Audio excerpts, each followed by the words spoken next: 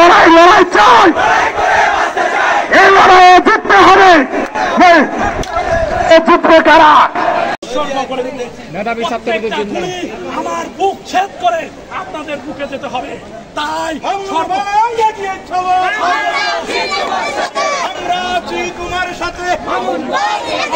সাধারণকে বলবো, সবাই রাজপথে বসে পড়ুন। আমরা আমাদের অধিকার আদায় করে ঘরে ফিরে যাবো। ছাত্র সমাজ কখনো পরাজিত হয় না। ভাষা আন্দোলনে ছাত্র সমাজ পরাজিত হয়নি।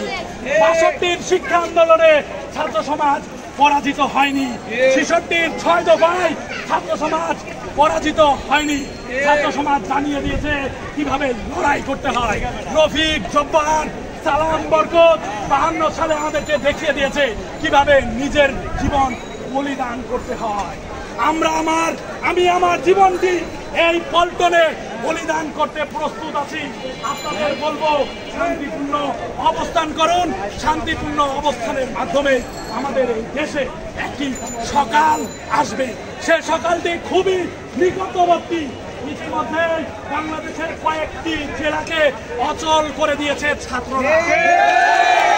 শান্তিপূর্ণ আন্দোলনের মধ্য দিয়ে তারা এই বাংলাদেশের অনেকগুলো জেলা অচল করে দিয়েছে।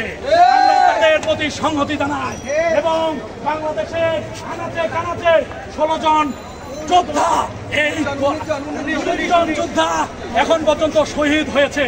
এই শহীদদের রক্তে আমরা কখনো বৃথা যেতে দিব না। আপনারা যদি বিশৃঙ্খলা তৈরি করেন, তাহলে পুলিশ, ছাত্রলীগ, যুবলীগ আমাদেরকে হামলা করে যদি এখান থেকে বিতাড়িত করে, দাবি আদায় কিন্তু হবে না। দাবি আদায় করতে গেলে আমাদেরকে রাজপথে অবস্থান নিতে হবে। অবস্থান নিলে এই রাষ্ট্রের মেরামত করতে হবে। আমরা কি সবাই অবস্থান করতে রাজি আছি?